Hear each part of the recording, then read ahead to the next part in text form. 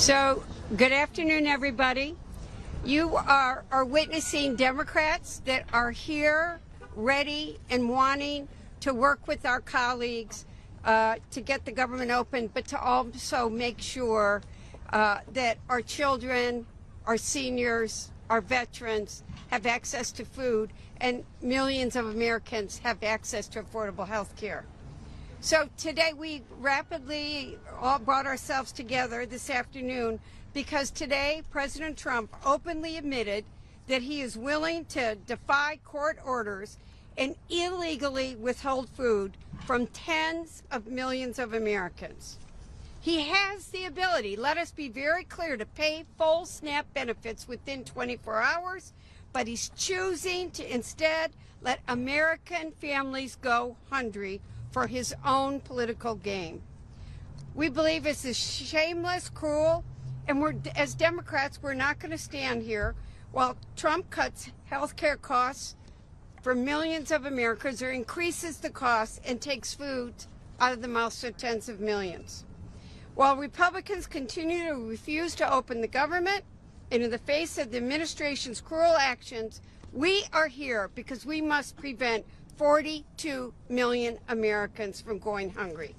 That is why Jim McGovern and I were on the floor today and asked for swift passage of a Republican bill introduced by Representative Meeks Miller to fully fund SNAP during this shutdown. Unfortunately, Republicans have blocked their own bill to fund SNAP immediately and instead want to hold food hostage for millions of families who rely on SNAP to afford groceries. I want to introduce my colleague, Angie Craig, from the heartland of America, Minnesota, and ranking member of the Agricultural Committee. Thank you so much, Debbie. This weekend, many of us witnessed our neighbors standing at pop-up food banks across our communities. People who are on the SNAP program who did not have access to their benefits because of this administration. Today, the president, in a cruel, heartless social media post, told those same people that they don't matter enough to him to even obey the law. These are single mothers, 16 million children. These are seniors, 8 million of them in our country. These are veterans who served and were willing to die for our nation. This was one of the most cruel acts that I have ever witnessed from a heartless president and a heartless administration. He said it on social media as if this was a completely normal thing to do. But he said the quiet part out loud. He's using food assistance for political leverage. Let me be crystal clear. This president is not a king. America has told him that. He does not choose whether he follows the law. He does not get to choose whether he follows court orders. Just as American seniors and children, the disabled, and veterans who bravely served our country do not get to choose to suffer hunger in their own communities. The Trump administration must comply with the court order to partially fund SNAP. But even more egregious is that this administration has the opportunity to immediately fund all of it, and they are actively choosing not to do so. Those benefits could go out within 24 hours if the administration had not made this so difficult for the American people. What are we doing, folks? Where are we? 2 judges said fund SNAP. And this president wakes up on a Tuesday morning when his administration is about to get thrashed in elections across this country. And if you think we are not pissed off at this president, at this administration, for withholding food from hungry people. Now, I'm only supposed to have 1 or 2 minutes, but as the ranking member of the Ag Committee, I'm going to take a little privilege and say that little show by the Ag Secretary Brooke Rollins on Friday in this hallowed ground of the Capitol was disgusting. To call people who are on SNAP, who need a little food assistance, corrupt, to call out a program that has actually one of the lowest fraud rates in this federal government, 1.6%, that is disingenuous. That is corrupt. People are hungry right now, today. They don't know where their next meal is coming. We are here as Democrats. We are showing up. And where are they? My Republican colleagues complicit. Complicit, rooting him on from the sidelines while they're on vacation. My Republican colleagues, it's long past time to stand up to this lawless, heartless administration. And with that, I yield to the amazing ranking member of the Rules Committee, member of the Agriculture Committee, a true champion for hunger in our country, Jim McGovern. Republicans' decision to withhold nutrition assistance is disgusting. It's immoral, it's wrong, and I can't think of an adjective that describes how cruel and terrible this administration is. Donald Trump talks about America first. Well, what about the 16 million American children who rely on SNAP? Or the 8 million American seniors who are worried, sick about where their next meal comes from? Or the 1 million American veterans who have to choose between health care and staying fed. Over 40 million people in this country rely on SNAP. These guys already cut $186 billion in food assistance in their big ugly bill to give every tax break and handout they can think of to greedy billionaires. And now they have the gall to tell everyday Americans that you have to pick between food and health care. I mean, who the hell comes up with that kind of sick, twisted choice? I reject it. I reject the idea that we have to choose. And I reject their belief that we can't afford to help feed American kids, seniors, and workers who are in need. Now he wants to pay out partial nutrition benefits. Here's an idea. Why don't we give partial tax breaks to millionaires and billionaires and give hungry people the food assistance that they need to eat? He found $40 billion to bail out a right-wing cuckoo clock in Argentina, but he can't find the money to help 40 million Americans who rely on SNAP make ends meet. How heartless are these people? Look, the truth is these guys don't give a shit about everyday people. They've never gone hungry. They don't even buy their own groceries, and they'll never have to choose between putting food on the table or paying for health care. They have private cooks and concierge doctors. This is all a game to them. And by the way, we still don't even know what the hell this administration is doing with benefits. I mean, this morning, as my colleague just stated, Trump posted on Truth Social that he would illegally withhold benefits. Now they're saying they won't. What I do know is that it's not that complicated. Now his press secretary is trying to walk it back. But here's the deal. Whatever they do, whether they pay partial benefits or no benefits, whether they choose half cruelty or full cruelty, here's what we know for sure. Republicans are choosing to go after nutrition assistance. Trump is doing this because he is a bad person. He's a lousy president and an even worse human being. He's weaponizing hunger and trying to rip food away from more than 40 million Americans, including 16 million children, for sadistic political leverage. How dare he? How dare he exploit the pain of hungry Americans? How dare he make working folks choose between health care and food? How dare he starve poor children who go to bed hungry? These people are sick in the head.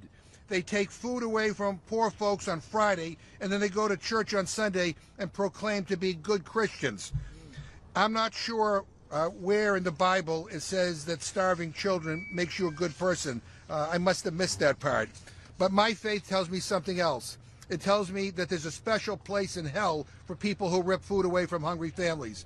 And if my Republican colleagues continue to use poor kids as political leverage, if they continue to make it even harder for working folks to get by, if they force Americans to choose between health care and food, then cruelty will be their legacy, and they will have no one but themselves to blame for the pain they've inflicted on the American people. Because in the richest country in the history of the world, no one should worry about where their next meal comes from. And with that, I'm now happy to yield to the ranking member of the Foreign Affairs Committee, my good friend Greg Meeks.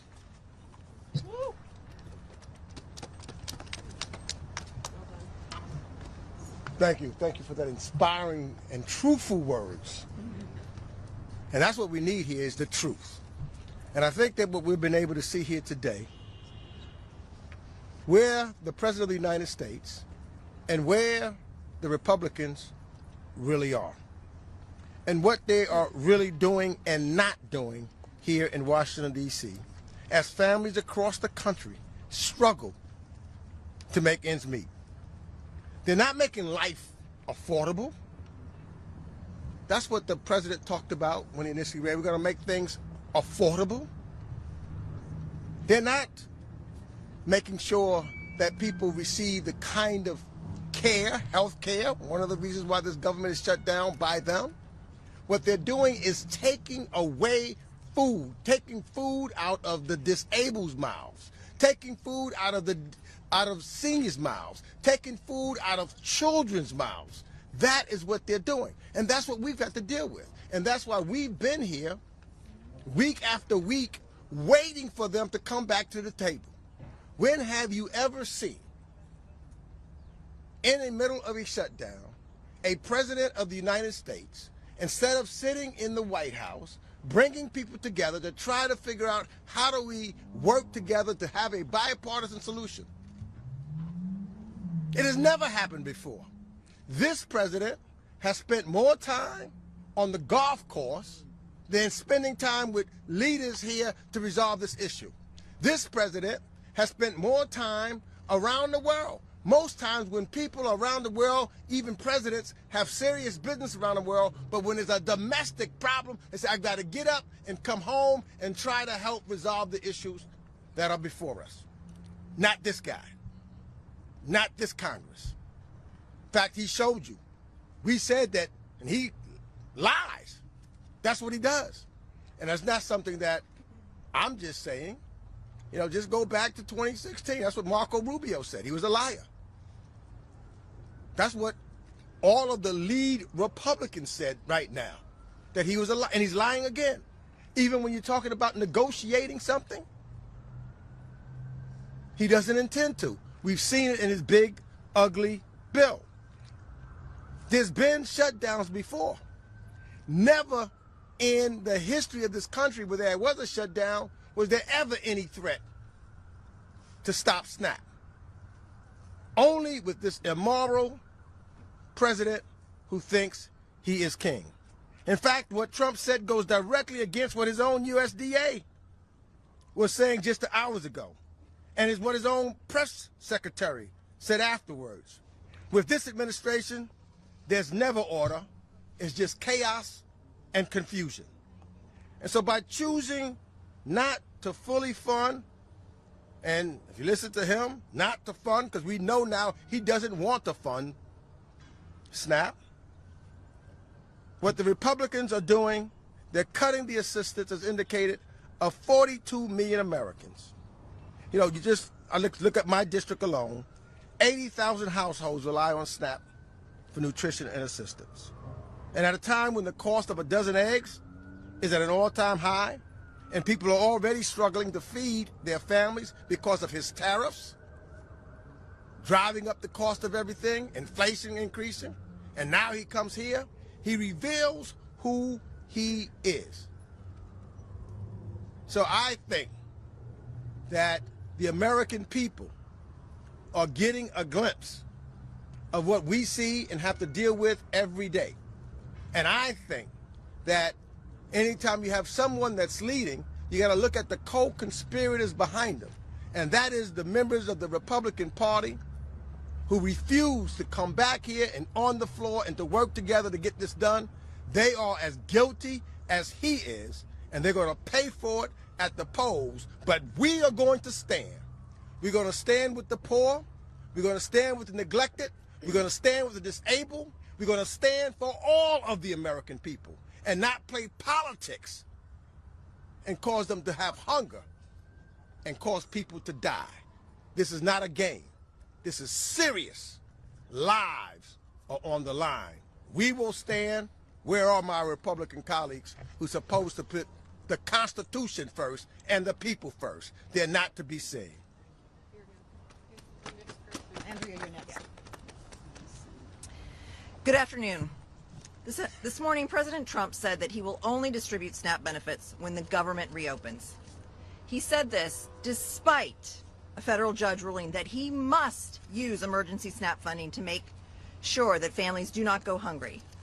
If there is one message that I want you to take away from today, it's that this president is willing to break the law to starve people. I'll say that again.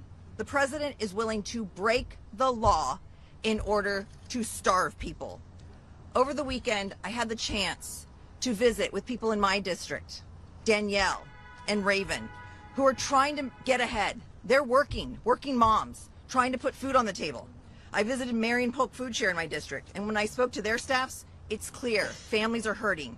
More than ever, people need help putting food on the table, and at the same time, there's less food to go around.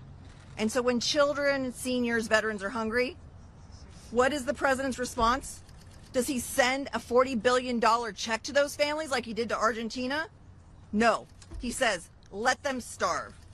To the 42 million Americans, including over 100,000 people in just my district alone who rely on SNAP, who rely on $6 a day worth of food, here's what I want you to know.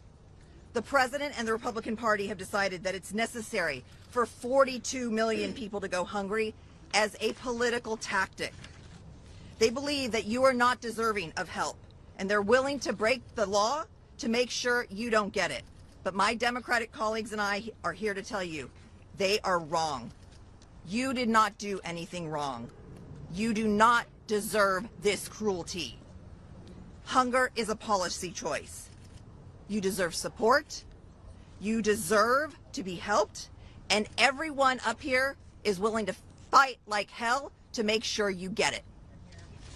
Thank you. Next up, I am pleased to welcome my colleague from Delaware, Congresswoman McBride. Thank you so much, Representative Salinas. I stand here today on behalf of more than 100,000 Delawareans who rely on SNAP to put food on their table and who have seen their lives thrown into chaos and uncertainty because of the cruelty of Donald Trump. No matter our politics, we should agree on this. No child in America should go hungry. But right now, Donald Trump is choosing to withhold life-saving food assistance that millions of families rely on just to get by. In Delaware, I think of a 25-year-old mom from Laurel who's about to bring her first child into this world. Her doctor told her that she couldn't keep working at the chicken plant so late in her pregnancy. So now she's without an income.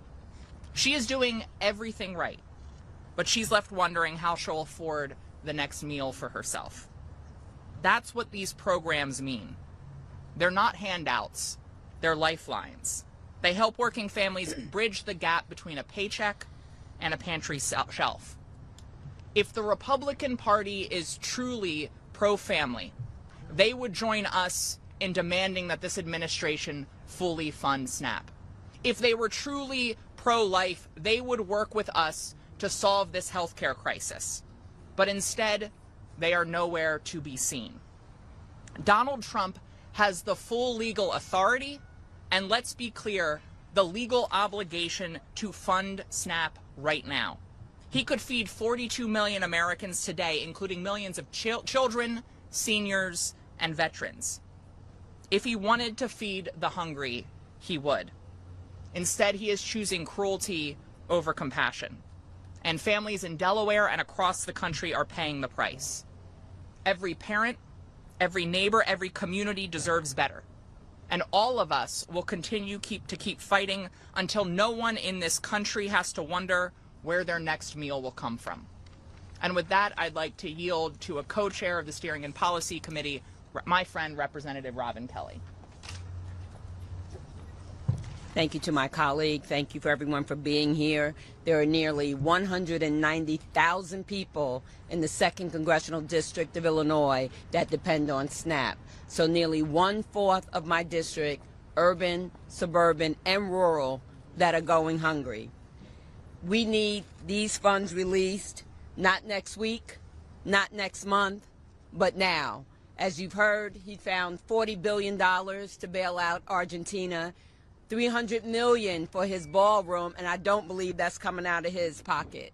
It is okay with him that children starve, veterans starve, seniors starve, and people with disabilities, that the money is not there for them. We talked about the judges that said, feed the people, let the money go. He's a convicted felon. He doesn't care what the judges say. And I want to tell people, we are all in this together. Whether you're on SNAP or not, if people can't buy groceries, that affects the large stores and the small stores. They won't need as many people working there. They won't need as much food. So the farmers lose out also. We are all in this together. It's not about the other guy. It's about all of us. And with that, I'd like to introduce my great colleague from the great state of Pennsylvania, Chrissy Houlihan. Thank you so much for the chance to talk to you. I'm struck by two images. One is the opulence and disgustingness of the party that was held at the Mar-a-Lago last week or this weekend. A Great Gatsby, let them eat cake kind of moment.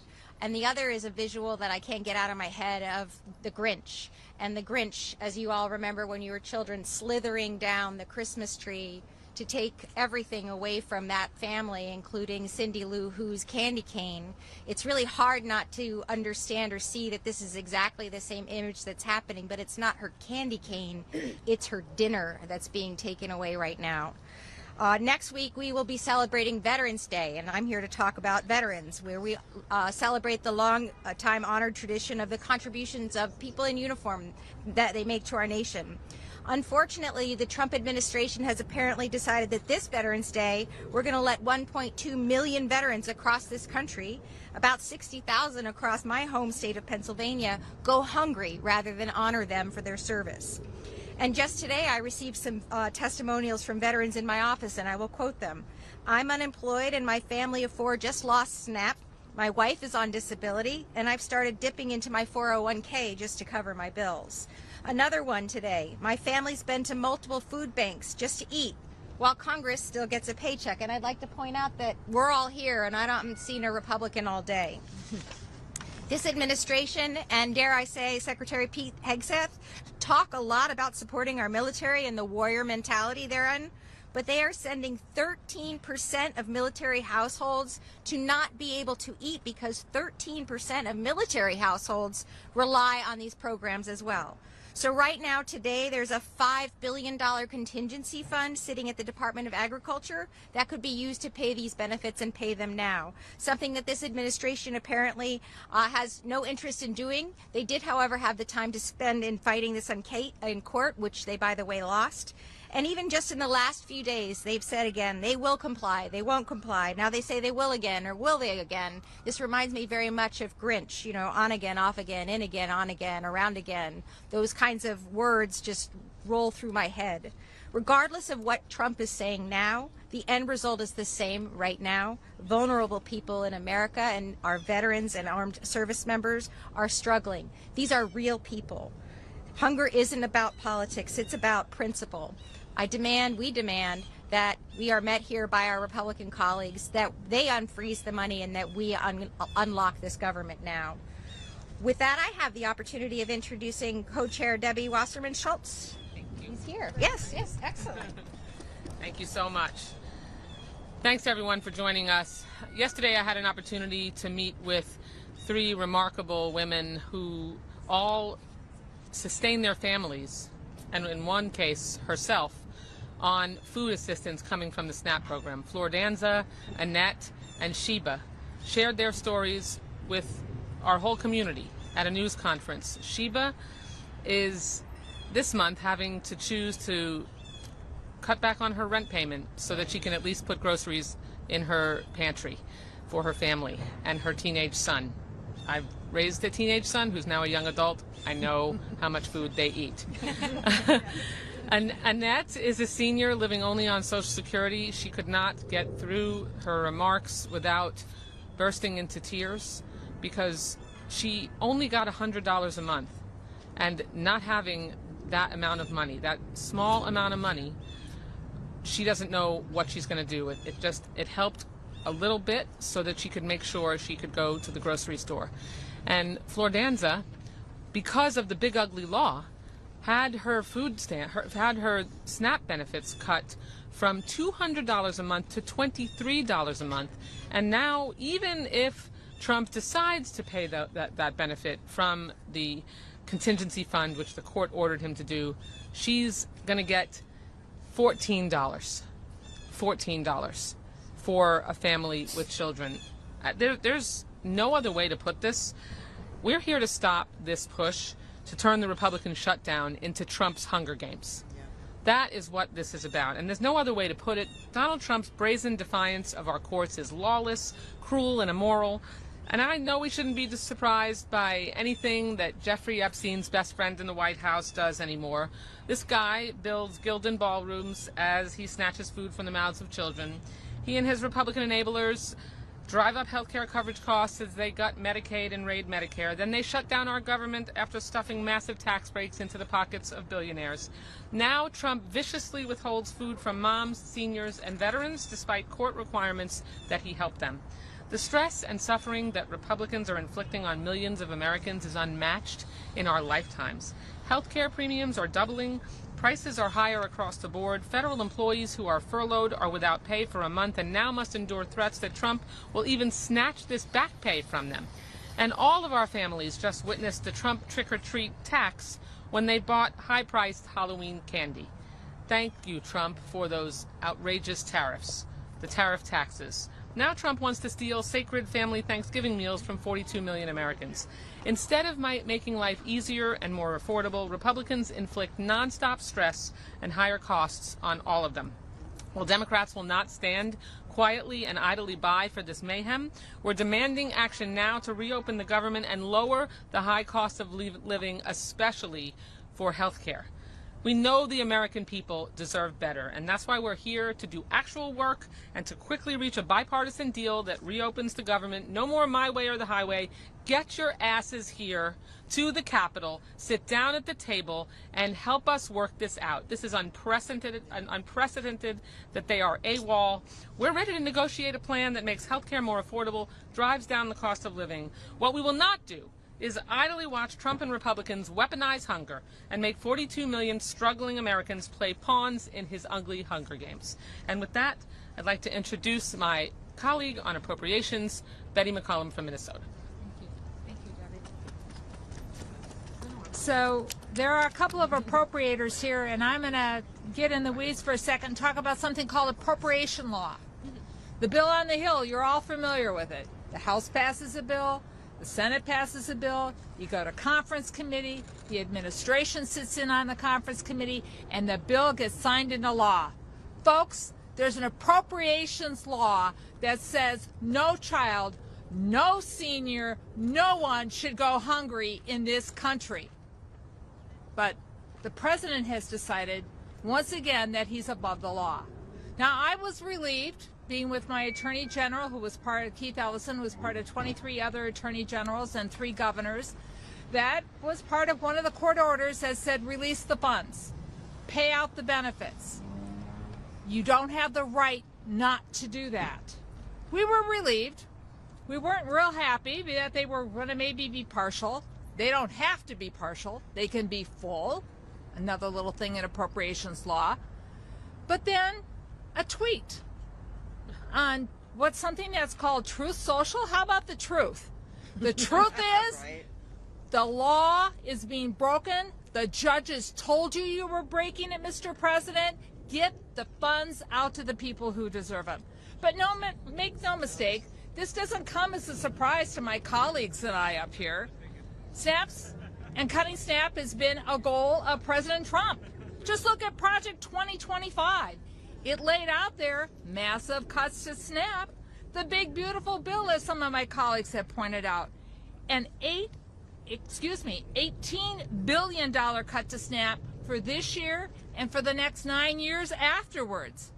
And then, in the Republican agriculture bill, which is awaiting to even be heard on the floor of the House after a conference committee with the Senate. That had another cut to SNAP, $4 billion. So that the fact that the president is going back on what we thought they had agreed to with the course to do it comes as no surprise to us. I just have one comment. Mr. President, follow the law. Mr. Speaker, bring the House back to order. And with that, I would like to introduce a dear friend of mine, Ms. Deborah Ross. Well, you've heard it.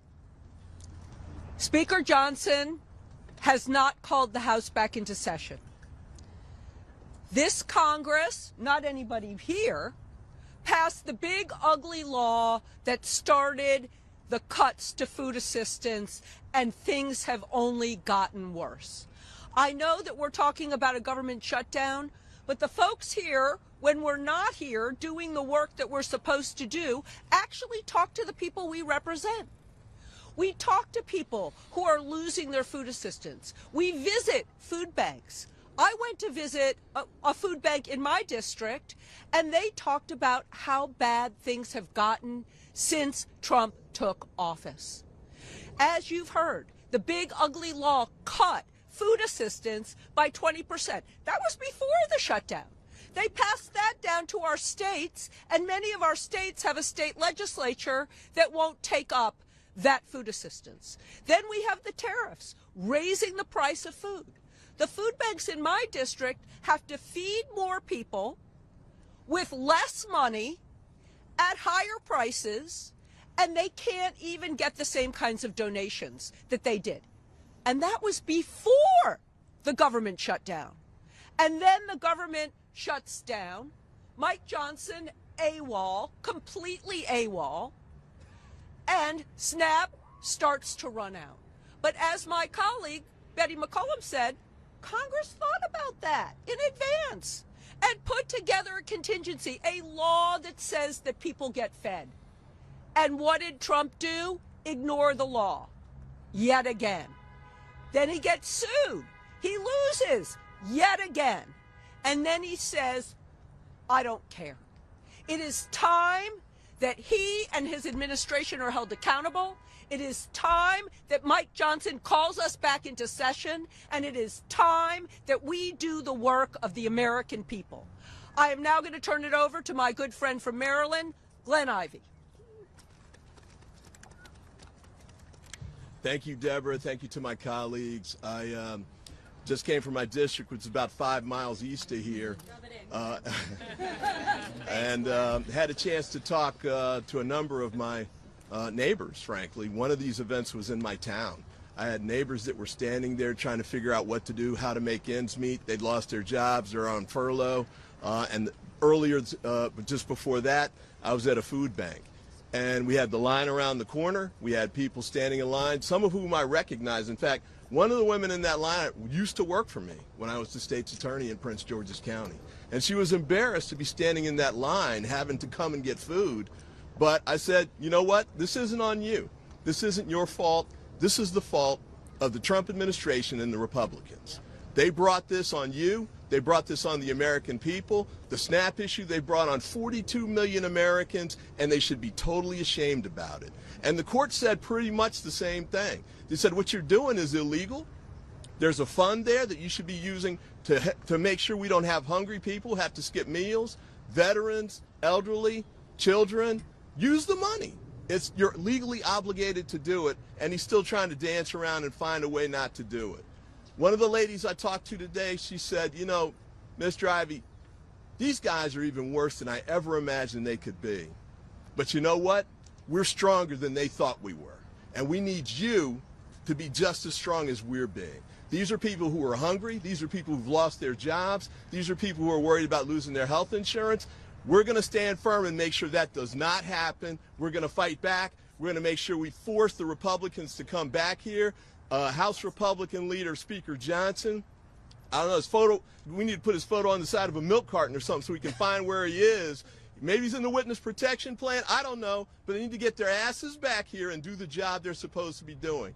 I've got furloughed employees in my district who are not getting paid. They want to do their jobs. Some are doing their jobs. The only federal officials who should not be getting paid are the House Republicans, because they've been absent without leave, and they need to get back here and do their job. So with that, I'll stop. I want to introduce Madeline Dean, my colleague from Pennsylvania. Hi, I'm Madeline Dean. I represent Montgomery and Berks County, suburban Philadelphia. I want to just start with what I've been starting with for the last 10 months. What we are going through is not normal. We cannot normalize this grotesque administration, the lawlessness, the corruption, the incompetence of it. Take a look at the newspaper today. Top headline: administration won't fully fund food assistance as it comes back from its weekend with the Great Gatsby themed party in Mar-a-Lago, and as he's designing his Great Gatsby themed ballroom. Apparently the president never read the Great Gatsby, because things don't turn out so well for the gilded folks in that story, as beautifully as it is written. My governor, Josh Shapiro, joined the lawsuit with the attorneys general and 2 other governors. The 2 lawsuits declared that the president must fund SNAP. He must use the contingency fund.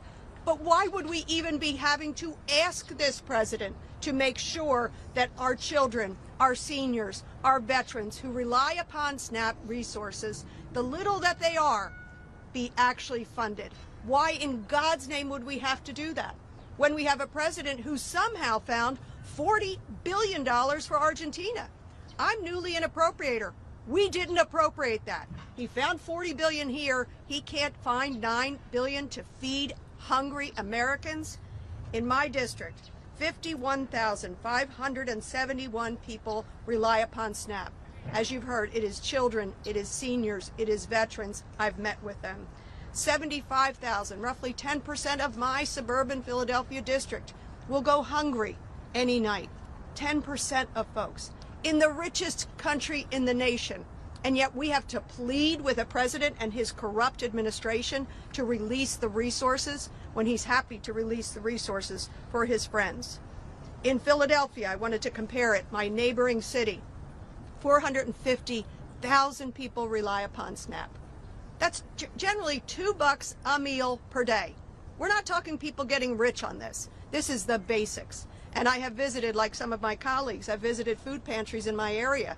As a result of this incompetent, corrupt, tariff-laden administration, before the SNAP benefits ran out, they were having a hard time stocking the shelves because the costs of food are so great. So what I want to say is, Mr. President, do your job. Get back here. Make sure you fully fund SNAP. And Mr. Speaker, you have had this place shut down since September the 19th. For those of you who think we're about 35 days into it, add another 11 days, because he chased us out of here and all his Republican buddies because Epstein was brewing. They got that CR passed that none of us voted for, and they chased them all out of here. So we are 40-some days into this shutdown of your own making, Mr. Speaker. Get your folks back here. House Democrats are here, ready to do the job. And now, it is my privilege to introduce my colleague, Sarah Jacobs, from the great state of California. Well, thank you. So, like many of my colleagues, I was home in San Diego this weekend and went to multiple food distributions hosted by the San Diego Food Bank and Feeding San Diego. I'm so proud of how our local community and communities across the country have stepped up in the absence of leadership from the federal government. But let's be clear, it shouldn't have to be this way. It shouldn't take a court order to force the federal government to feed 40 million Americans. And then the federal government shouldn't fight and slow roll the court order. The federal government should have done this already. In fact, we should have already addressed the crisis that 40 million Americans rely on food assistance to begin with. Americans need a social safety net that actually works. Meanwhile, a new report came out just this week that the 10 wealthiest people in the United States have seen their fortunes explode by $700 billion since Donald Trump took office. The gap between the haves and the have-nots is growing wider every day under this administration.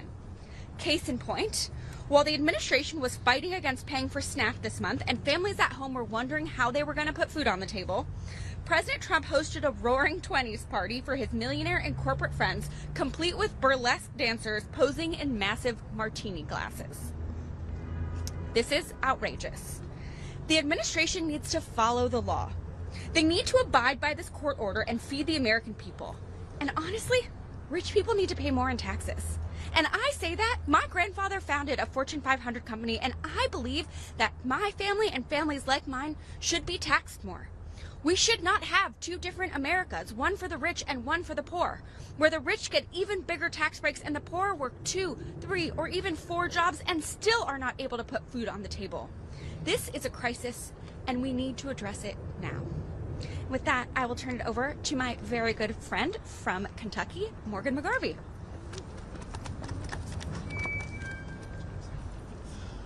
Already 1 in 5 kids in this country is going hungry. And here we have Donald Trump.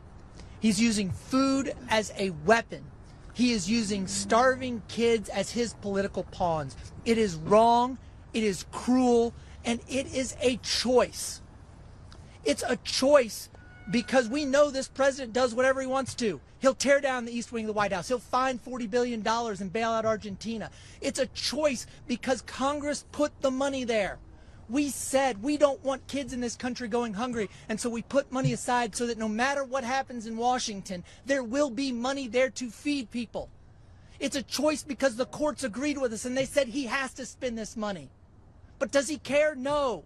Does he care about the courts? Does he care about the laws? Does he care about kids? No. He got on his jet, he said screw him, and he flew down to his private club. But while he was at Mar-a-Lago, we were at the food pantries. We were at the can drives in our communities. I went to the homeless shelter in Louisville, Kentucky, and guess what? The shelves are already bare. I went to a preschool where they have to set out food. Those shelves were bare. Dare to Care. It's the premier anti-hunger agency in Louisville, Kentucky. It was established the day before Thanksgiving in 1969 because a child in Louisville, Kentucky starved that day. And a group of ministers said, we're never going to let that happen again in our community. Dare to Care is doing amazing work, but we get $16 million in SNAP benefits to Louisville every month. Dare to Care's annual budget is $14 million. Recently, their line was around the block and they had nothing to give out but fruit and vegetables. I was at a can drive this weekend. We had people show up, every age, every race, from every zip code. We gave them food with no questions asked. They didn't just say thank you. The look on their faces and in their eyes showed how much they are struggling and how much they appreciate it. To Donald Trump, come to Louisville, Kentucky. Look those people in the eye and tell them you've made the choice to take away their food, that you want them to choose between getting a meal or going to the doctor. It's wrong. It's cruel. And we need the Republicans to come back to Washington, to open up this government, to get people to so they can afford their health care, and tell this maniac president that he has to follow the law and spend the money so we don't have more kids go hungry. With that, I want to turn it over to my good friend and a champion for working families, Val Hoyle.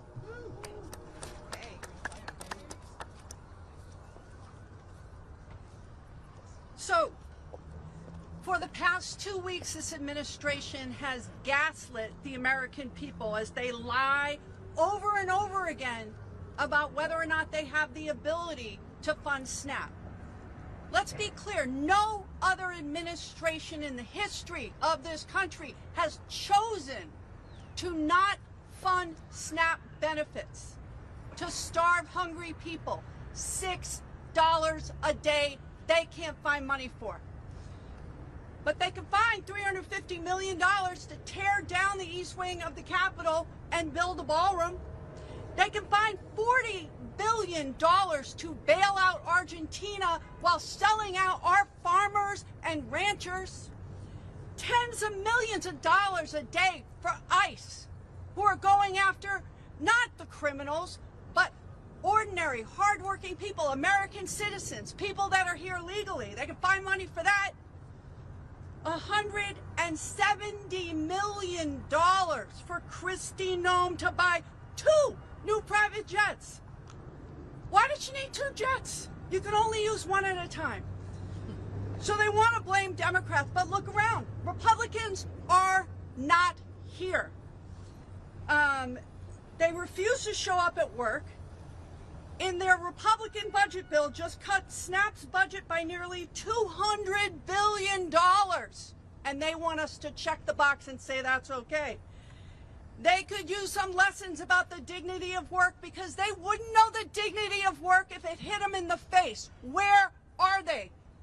If they were here, we could negotiate opening up the government again, paying hardworking federal workers, our Capitol Police, our air traffic controllers, our TSA agents who are showing up to work, not getting paid, and using food from the food pantry. I went to food banks like everybody else here, and I was in Coos Bay, Oregon, and the woman at the food bank said, by the end of the month, I wonder how many mothers are going to pretend they're not hungry while they give their food to their children, so that their children don't go hungry on 1 meal a day. This is absolutely, fundamentally wrong. This is a fixable problem, but the Republicans think that the more pain they cause, the more the American people will blame the Democrats. This isn't about blame. This is about feeding hungry people. And most people on SNAP who can work, do work. They show up and work while we subsidize corporations that got giant tax breaks in the House Republican budget bill, but pay their workers starvation wages. So, if you're working class, you don't matter to these people who haven't shown up. So to the working men and women of America, we say this: do not believe them, do not listen to them. We see you, we are fighting for you, and we are here. And with that, it's my honor to turn this over to Representative Hillary Schulten from the great state of Michigan.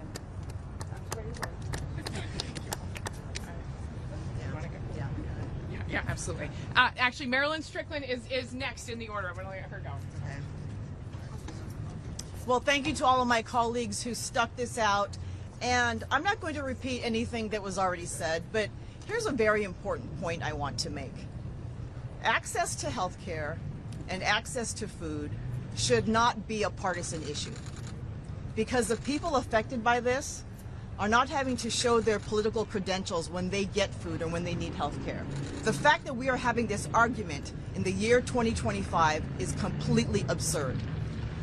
And to Speaker Johnson, who claims he is a man of God, who loves to quote the scripture, what would Jesus do when he thinks about starving children, starving elders, veterans who served our country with honor going hungry, military families today that sometimes qualify for food stamps and SNAP assistance? The other thing I will also say is this: this administration continues to show its ass. They are corrupt, they are crazy, they are chaotic, and they do not care about the American people.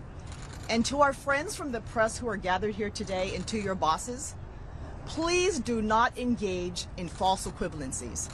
There are 2 very different groups of people who are leading this country. You have the GOP and their president and members of their Senate and their House who are bending the knee, who are afraid to do the right thing for the American people, and you have the Democrats who stand with the American people. We always have, we always will. But the fact that we are having this debate in 2025, when there are people going hungry, when the cost of living continues to increase under this administration, when they have openly said, we don't care about the American people, we are cruel, we're chaotic, and we want them to suffer. America is better than that. And House Democrats and Senate Democrats are fighting every single day for the American people. There is no equivalency. Democrats are doing the job. Republicans are missing in action. There's a program that we are probably all familiar with called Bring Your Child to Work Day. Bring your daughter to work day. Bring your son to work day. Well, maybe House Democrats should have a program called Bring a Republican to Work Day, because they need to come here, they need to do their jobs. The American people are tired of this drama. Let's show up, let's do our jobs, and let's make sure the American people understand that government can and should work for the American people. At this time, I want to introduce my friend and colleague, Hillary Skoll. Thank you, Marilyn. Night is falling here in Washington, D.C. and around the country. Back home in West Michigan, thousands of families are going home from work after putting in a full day and wondering how they are going to feed their families because of the cruelty, a choice, the cruelty of the President of the United States of America. They are wondering where their next meal will come from. When my constituents ask, where was my representative at a time when we were in crisis, I want them to know I was here fighting for them. The president's illegal actions today, defying a court order, are unprecedented. Mr. President, I have a word for you directly. This is not your money. This is the money of the United States taxpayer, specifically allocated for emergencies such as this. Release those funds. Allow it to flow to the families in need. To my fellow Christians who show up here and dare to quote scripture, I have some scripture for you, Matthew 25. And the Lord said, "For I was hungry, and you didn't feed me. I was thirsty, and you did not give me food." And then they will turn to him and said, "Lord, when were you there? And we didn't do those things." And he said, "Yea, though you do for the least of me, though you also do for me." Now I'm happy to turn it over to my colleague, Wesley Bell. You know, as a freshman member, I have a different perspective, and I'm looking out to you all, and I'm like, you all see this, right? Like, the people listening are watching on television. You all see this. It's not just us. Democrats are here standing for nutrition assistance, food. We're standing for Medicaid. We're standing for the American people.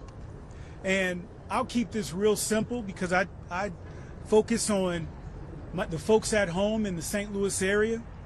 Over 47,000 households in my district depend on SNAP benefits and nutrition assistance. That's 47,000 people. 655,000 people in my state, in the state of Missouri, rely on SNAP benefits. And so this is not a pawn in a chess game or in a political game. And what I'll also say is I've had the opportunity to serve as a judge. I've had the opportunity to serve as a prosecutor, DA. I've had the opportunity to serve as a defense attorney and a public defender. And when the law tells you to do something and then a court also backs it up, when you don't do that thing, it is called breaking the law. And we have an administration that seems to, well, I guess we know 34 times the court has ruled that he's broken the law. And what we're saying is that when it comes to protecting our most vulnerable, we cannot tolerate that. Folks need to depend on the food in the wealthiest, most powerful, the strongest democracy that the world has ever seen. No one should go without food. And so a court has ruled that the administration should fund SNAP. We expect that to happen. We expect our Republicans to get back to work, and let's open the government so that it's working and that it's working for the American people. I get the pleasure of introducing my friend and another fighter for the voiceless, Representative Maxine Dexter. All right, thank you for sticking with us on this incredibly important day and discussion. My name is Maxine Dexter. I am a mother, a physician, and very proud to represent Oregon's 3rd Congressional District. And for almost 20 years, I took care of the sickest patients in the hospital. Routinely, their inability to afford health care, to afford their prescriptions, is why they ended up in the hospital. It's hardworking people who delay or skip medications because they can't afford their basic needs like food and like the cost of health care. And today, Donald Trump is making that impossible choice even crueler. After spending the weekend proudly playing with billionaires at Mar-a-Lago, Trump announced he wouldn't follow the court order to provide 42 million Americans with food assistance. His team may say otherwise, but we know who calls the shots here. No one should have to decide whether to buy groceries or medicine, whether to feed their children or see a doctor. But that's the position Trump is choosing to put 42 million Americans in. Instead of following the law and using SNAP and the contingency fund, a tool he has used in his first term, Trump is choosing cruelty. He's choosing to starve families for political points. In the richest country in the world, hunger is not inevitable. It is a policy choice. Donald Trump is choosing cruelty over compassion. He's choosing billionaires over families. He is choosing to maintain his own political power over helping the people he was elected to serve. House Democrats choose differently. We are choosing compassion. We are choosing to fight for every person who's ever skipped a meal so their kids could eat, for every patient who has ever had to pick between a full pantry or a full prescription. And we are not backing down. Because no matter how loud or how lawless this administration becomes, we are louder. Because hunger is not a partisan issue, it is a moral one. We are showing up. We will use every single tool at our disposal, legislation, litigation, and public pressure to keep our families fed. Thank you so much for being here. And with that, we'd like to close this out. Thank you.